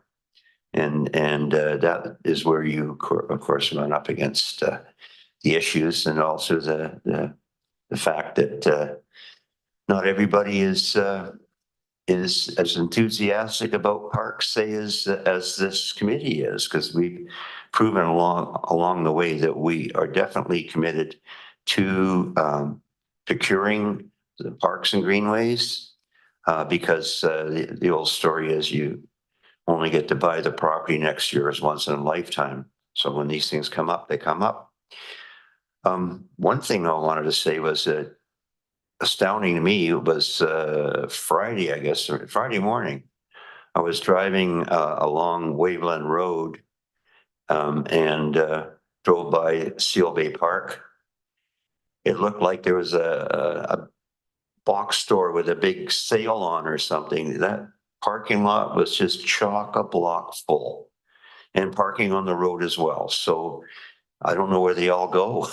They disappear into the forest or down at the beach. But that is a very well used facility. It's amazing, really amazing. So we're lucky we've got what we got, and we're not giving up, because we realize that this is probably the last chance to grab some of these areas before they're all in private hands or back in private hands and unavailable for the public to ensure the public and the natural order wildlife to enjoy. Okay, enough of that. On receipt, call the question. Oh, one more. Oh. On receipt then first. Okay, any opposed receipt? That carries. And Dr. Arbor? Yeah, thanks. Oh, there is no recommendation. It just sits like that. It's what? Make one up. It's just receipt. I'll make one up.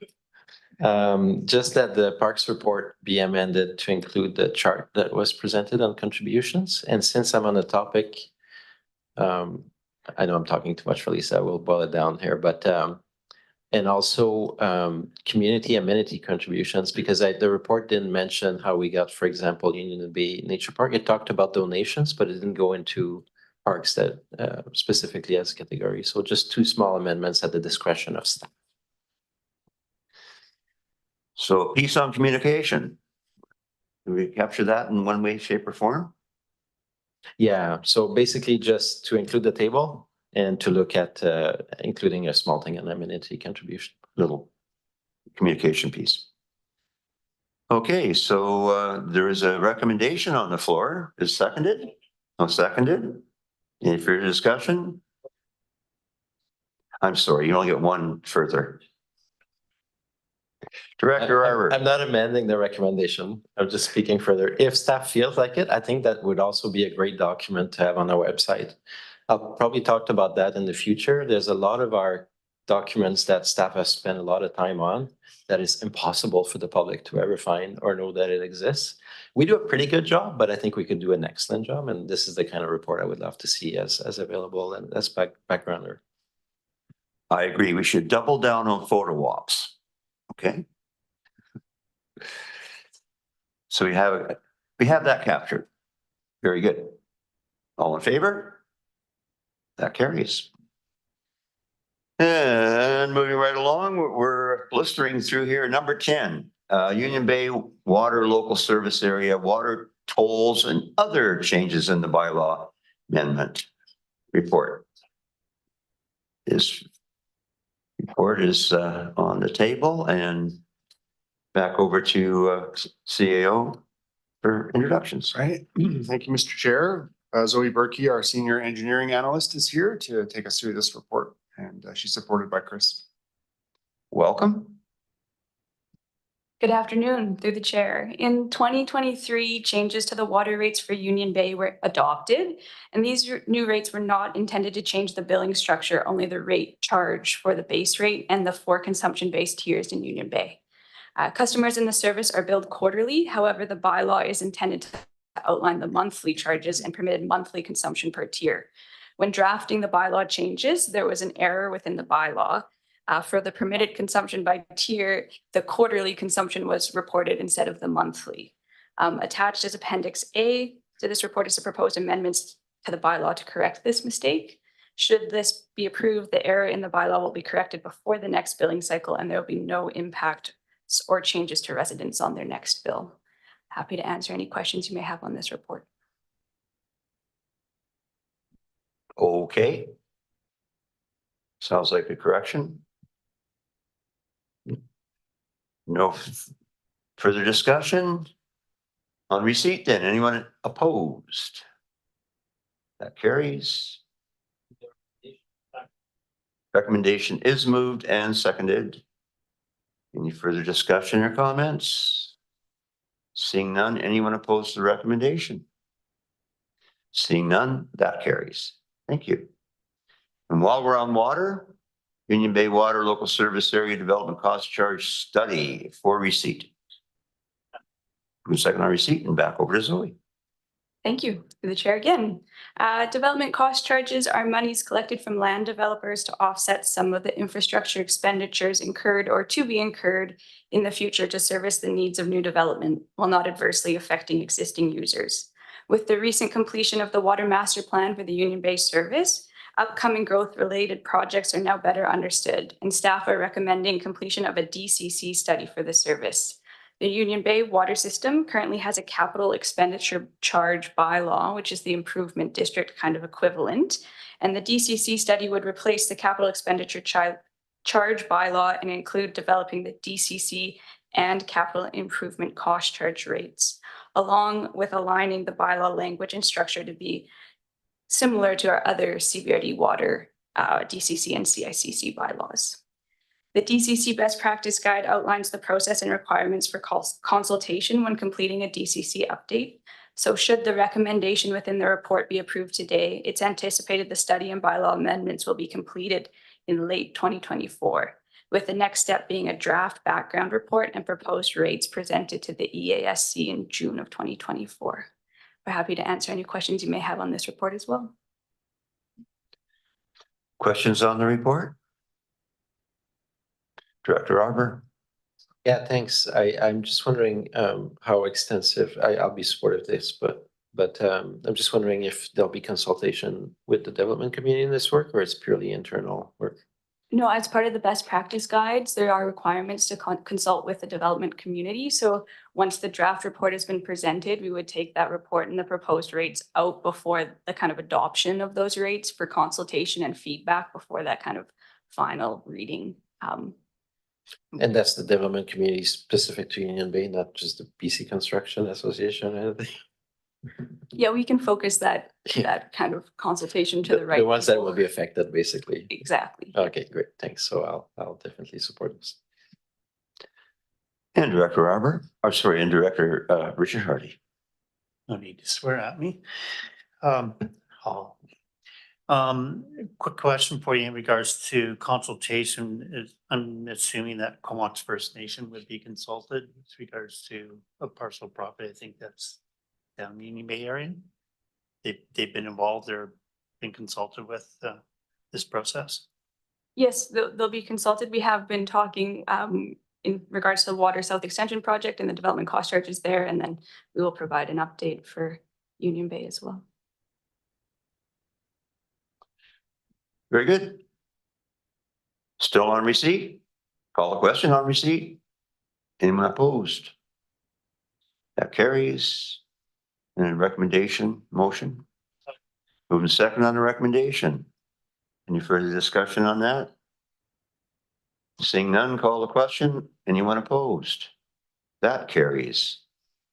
From water to the other end of the pipe, to sewer, South Sewer Extension, Comox Valley Sewer Service and Capital Improvement Cost Charges, a report for receipt. Moving second on receipt. Over to Acting CEO for introductions. Yeah, thank you, Chair. Vince Van Tongeren, our environmental analyst, is here to take us through this report, and he's supported by Jerry Monty. Great. Thank you, Mark, through the chair and to the directors. The purpose of this report is to recommend that a request be submitted to the Sewage Commission to maintain capital improvement cost charges at current rates for existing developed neighborhoods in the Sewer Extension South service area. Throughout engagement on the Sewer Extension South project, costs remain a key concern for residents in Royston and Union Bay neighborhoods. Even with the majority of project costs funded through grants and project partner contributions, the parcel tax estimate for Phase 1A properties is between $1,200 and $1,500 per year. This includes project financing for community collection systems and sewer service capital improvement cost charges as they're currently set out by Schedule A of bylaw number 3008. There is a development cost charge review underway for the sewer service. The next DCC bylaw update and the CICC update that would follow is expected to see a significant increase in DCC and CICC rates. If these increases were to be applied to Phase 1A properties, it would result in further increases to the estimated parcel tax, potentially eroding public support for the project. There is a local precedent for locking in CICC rates for service area boundary extensions found in the Comox Valley water supply system.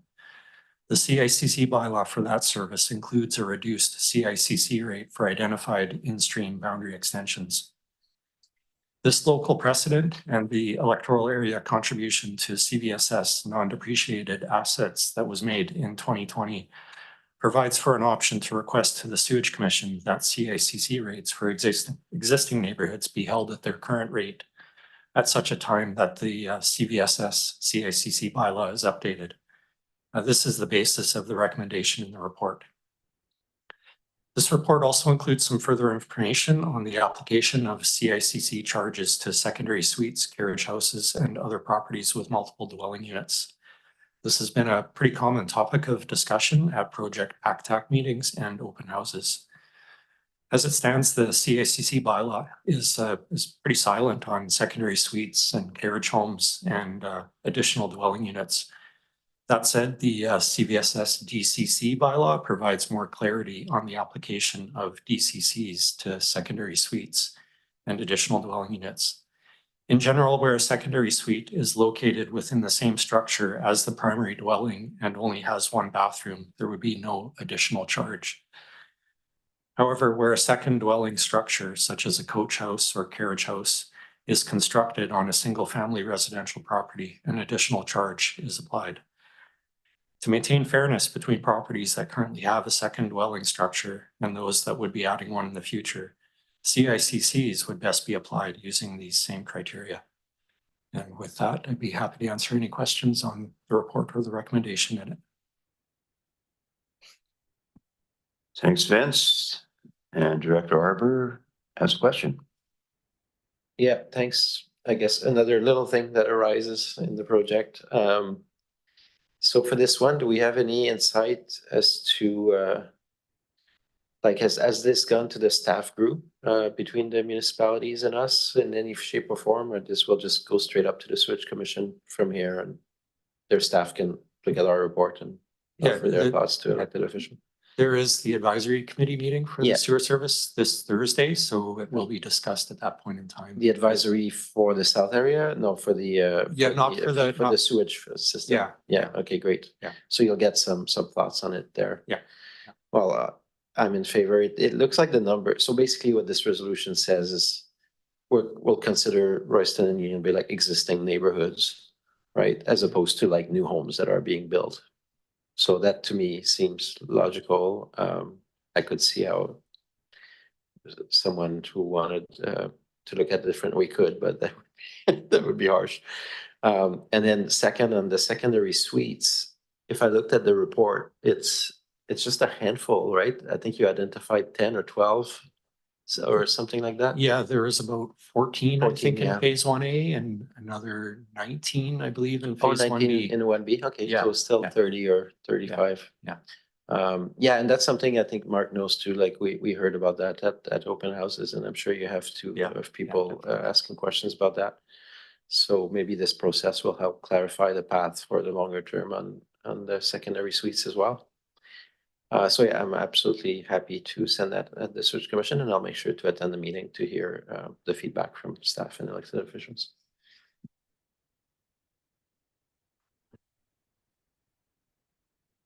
I don't see any other questions. So on receipt, all those in favor? Keep you on your toes.